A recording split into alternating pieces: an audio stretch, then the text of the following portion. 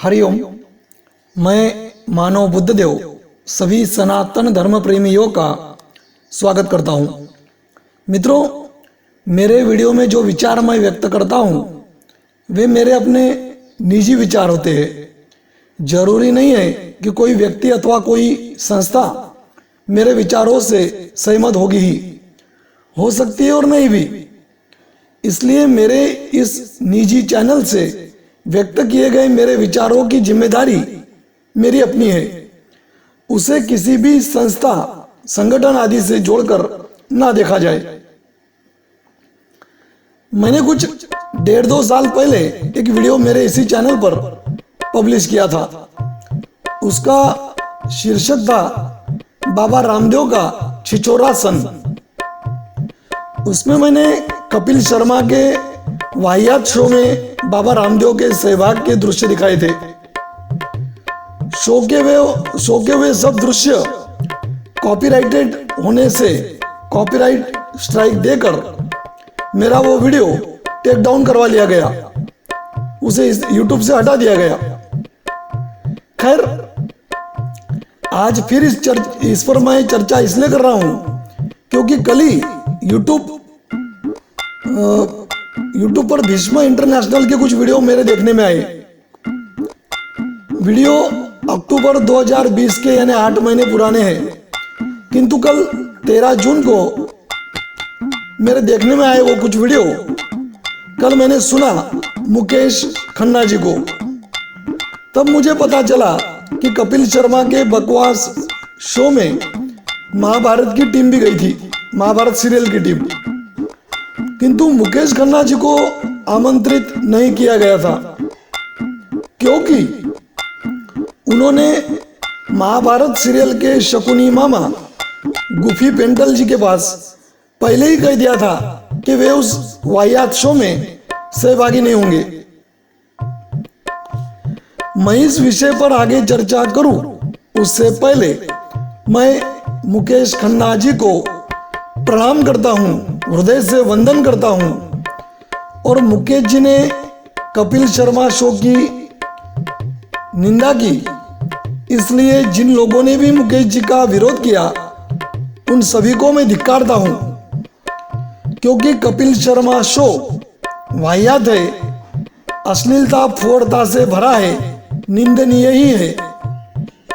वहां सिंहासन पर बैठकर जो व्यक्ति जबरदस्ती हंसते रहता है उसको तो हंसने के पैसे मिलते हैं, हंसने के लिए पैसे मिलते हैं उसको, किंतु जो आम लोग उस शो में उपस्थित रहकर अथवा अपने घरों में परिवार के साथ बैठकर टीवी चैनल पर देखते हुए हंसते रहते हैं, उन मूर्खों के लिए मैं कुछ नहीं कहूंगा, क्योंकि जनता से पंगा कौन ले।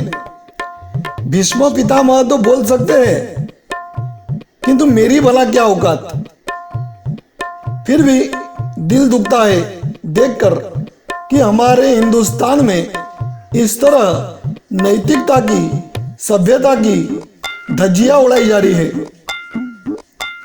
इसलिए रहा नहीं जाता, तो भले कोई इसे मेरी छोटे मुंह बड़ी बात मान ले, किंतु बोलूंगा मैं सत्य ही।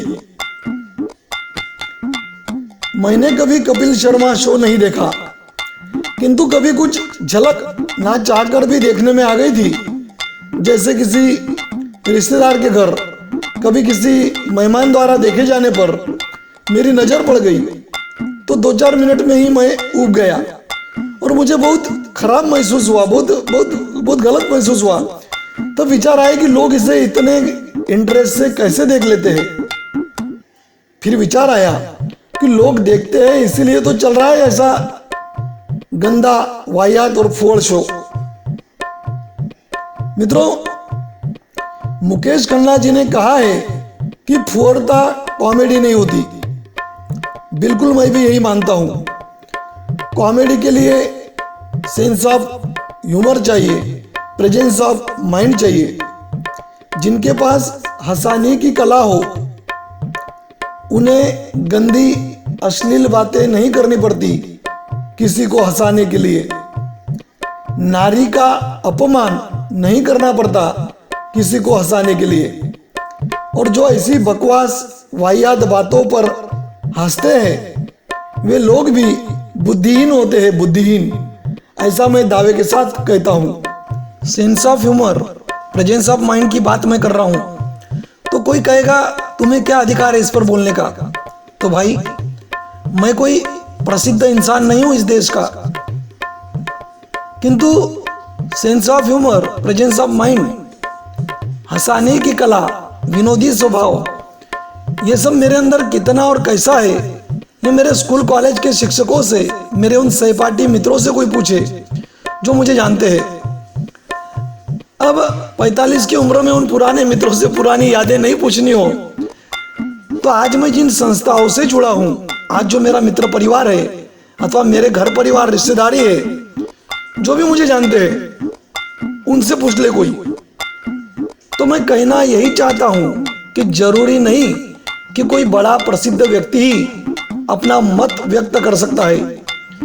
इस देश के हर नागरिक को यह अधिकार है कि वो समाज में दिखती बुराइयों के खिलाफ जबान चलाए, कलम चलाए, अभियान चलाए। और ये केवल हमारा अधिकार ही नहीं, ये हमारा कर्तव्य भी बन जाता है जब बाबा रामदेव जैसे साधु का चोला पहने हुए लोग अपनी मर्यादाओं को भूलकर ऐसे वाहियात शो में जाते हैं। अपने प्रोडक्ट्स की ऐड करने के लिए इतने वाहियात शो में आखिर बाबा गए ही क्यों गए? ऐसा सवाल मैं इसलिए नहीं करूंगा क्योंकि मैं जानता हूं कि बाबा का ये स्वभाव है। आपकी अदालत शो के कुछ उसमें एक बड़ा कार्यक्रम आयोजित किया गया था। उसमें आपकी अदालत में पहले शामिल हुए सभी बड़ी हस्तियों को आमंत्रित किया गया था। खिलाड़ी, नेता, अभिनेता आदि सब उस कार्यक्रम में आए थे, किंतु धर्म व अध्यात्म के क्षेत्र से केवल और केवल बाबा रामदेव अकेले उपस्थित थे। आपकी अदालत की मैं निंदा नहीं कर रहा हूं, वो कपिल शर्मा शो जैसा वाहियात कार्यक्रम था ऐसा मैं नहीं कह रहा हूं, किंतु वहां जब बाबा रामदेव से कुछ पूछने के लिए कहा गया तो उन्होंने रजत शर्मा जी से पूछा कि तुम रितु से ज्यादा प्यार करते हो या आपकी अदालत से? रितु या नीतू कुछ नाम लिया उन्होंने जो रजत जी की पत्नी के लिए था, और वो रजत जी के पास ही बैठी थी। तो उनके सामने ही बाबा ने ऐसा सवाल कर दिया कैमरे के सामने। तो ऐसे छिछोरे बाबा से हम ये उम्मीद नहीं कर सकते कि वे कपिल शर्मा शो जैसे वाहियात और फोड़ता भरे कार्यक्रम में ना जाए। वे तो जाएंगे। उस शो में बाबा के सामने महिला के वस्त्र पहने हुए पुरुष ने जो गंदे और डबल मीनिंग वाले डायलॉग कहे थे और उस पर बाबा रामदेव खिलखिलाकर हंसे थे, वो सब मैंने अपने उस वीडियो में दिखाए थे। वो सब दृश्य मैंने दिखाए थे वीडियो में। मेरे उस वीडियो का नाम था बाबा रामदेव का छिछोरासन, जो मैंने आपको बताया अभी। खैर, कपिल शर्मा शो जैसे वाहियात कार्यक्रम बनाने वालों का अपना स्वार्थ होता है और उसमें सहभागी होने वाली बड़ी हस्तियों का भी अपना स्वार्थ होता है। वे सब पैसे और प्रसिद्धि के लालच में हमारी संस्कृति, हमारी सभ्यता की ऐसी की तैसी करके रखते हैं, किंतु करोड़ों आम लोग जो उस शो को पसंद करते हैं, घर परिवार के साथ, बच्चों के साथ बैठकर उसका मजा लेते हैं, उन पर तो बहुत तरस आता है, बहुत तरस आता है।